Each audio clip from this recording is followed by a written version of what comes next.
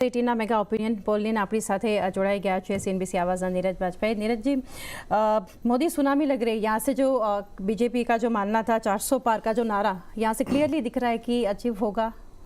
बिल्कुल, opinion poll के नतीजों से ऐसा साफ दिख रहा है कि जो मोदी जी ने 400 पार का नारा दिया है और एक तरीके से पूरे देश में ज़बरदस्त लहर है उनके नाम की, उनके काम की, और बड़ी संख्या में सीटें जीतते हुए दिख रहे हैं।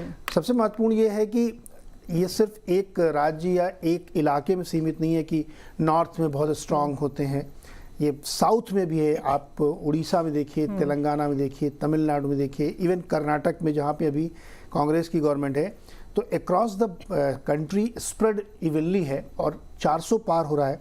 बीजेपी अकेले बहुत बड़ा नंबर हासिल करी और सहयोगियों के साथ भी। तो ये एक साफ तौर पे दिख रहा है कि जिस तरह से सरकार ने या बीजेपी ने रादर जिस अपनी जो प्लानिंग की पिछले कुछ महीनों में और अपने आप को प्रोजेक्ट किया है, उससे लगता है कि डेफिनेटली ये ओपिनियन पोल की अगर हम माने तो 400 के पार जाता हुआ दिख रहा है। ये क्लैरिफिकेशन जरूर है कि नतीजे नहीं है, लेकिन लोग समझेंगे नतीजे। ये ओपिनियन पोल जो हमने किया है उसके नतीजे हैं और उसमें बीजेपी आराम से 400 पार अपने सहयोगियों के साथ जाती दिख रही है। तो सर, महाराष्ट्र में एनसीपी, गुजरात में कांग्रेस के एमएलएस को जो तोड़ने का यहाँ से आपको लग रहा है कुछ फायदा दिख रहा है क्लियरली? देखिए, महाराष्ट्र का रिजल्ट हमने देखा, उसमें भी बड़ी संख्या में बीजेपी प्लस यानी बीजेपी और उनके जो सहयोगी वो जीत के आ रहे हैं। और गुजरात में तो खैर बात ही अलग है, वहाँ तो मतलब उनका होम स्टेट है मोदी जी का, तो वहाँ कोई चेंज नहीं होता, वो पूरी सीटें जीत जाते हैं। कांग्रेस आप मिल जाए, आप अलग लड़ जाए, जो भी कर लो आप, वहाँ कोई फर्क नहीं पड़ता। गुजरात में लैंडस्लाइड विक्ट्री हमेशा होती है और 100% सीट आती हैं। महाराष्ट्र में इतना जो पिछले 1-1.5-2 सालों में जो कुछ भी हुआ है कि शिवसेना टूट गई, एनसीपी टूट गई, फिर वो भी तो जो भी कोएलिजन बन रहा है उसके बावजूद वो महाराष्ट्र में बड़ी संख्या में सीटें जीत रहे हैं। तो यहाँ लोगों को लग रहा था कि शायद सिंपैथी वेव चलेगी तो उद्धव ठाकरे को कुछ सीटें मिल जाएंगी, लेकिन वो ऐसा हमारे पोल में नहीं दिख रहा। हमारे पोल में भी दिख रहा है कि 41 सीटें जीत करके महाराष्ट्र में भी एनडीए प्लस यानी बीजेपी प्लस अच्छी खासी सीटें जीत रही है। और एक बहुत दिलचस्प आंकड़ा मैं बताऊं आपको बंगाल का। बंगाल में 42 सीटों में से 25 सीटें बीजेपी जीत रही है और पिछली बार उनकी 18 सीटें थी। तो नंबर बढ़ रहे हैं, जबकि वोट परसेंटेज दोनों के 42% है, टीएमसी के भी और बीजेपी के भी। अब बहुत सारे लोगों के मन में आ गया जब वोट परसेंट बढ़ा तो सीट ज़्यादा क्यों आ रही है। ऐसा इसलिए होता है कि टैक्टिकल वोटिंग होती है कि वहाँ कांग्रेस अलग लड़ रही है, लेफ्ट पार्टीज अलग लड़ रही हैं, तो इससे जो वोट कटता है ना उससे नुकसान होता है आपका। हो सकता है कि 41% वोट लाके भी आप सीट ज़्यादा ले आए क्योंकि टैक्टिकल वोटिंग होती है। और दूसरा, वोट परसेंटेज बढ़ना हमेशा सीट बढ़ने की गारंटी नहीं होती, क्योंकि किसी सीट पर हो सकता है 5 लाख के मार्जिन से जीतें, किसी पे 1 लाख से जीतें और सामने वाला केवल 50-50 हज़ार से जीत रहा है, लेकिन वो जीत रहा है।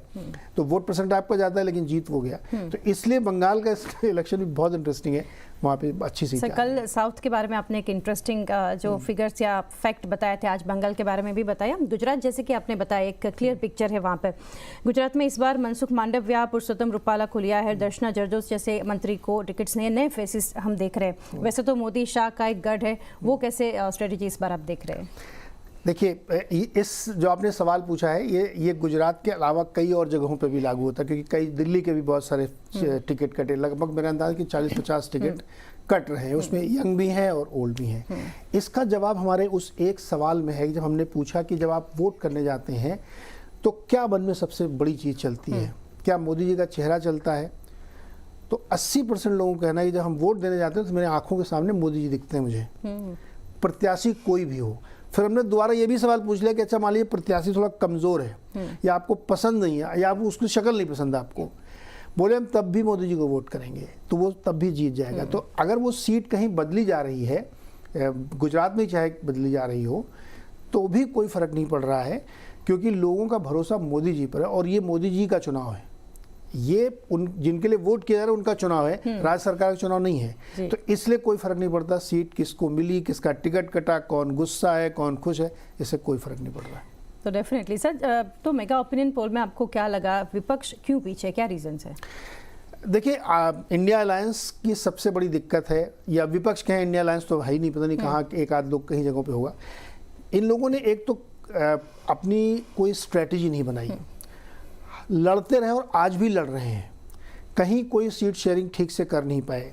जहां एक दो राज्यों में किया है वहां पे तो प्रत्याशी नहीं उतार पाए। आपको बताऊं कि बंगाल में ममता जी ने अकेले घोषित कर दिया कि 42 सीटें हम अकेले लड़ेंगे, कांग्रेस से पूछा भी नहीं। उनकी जो एक सीट है वहां भी अपना प्रत्याशी उतार दिया। दूसरा देखिए इसका कंफ्यूजन का लेवल, उत्तर प्रदेश में रायबरेली से सोनिया गांधी जीतती हैं, पिछली बार अमेठी से राहुल गांधी हार गए थे।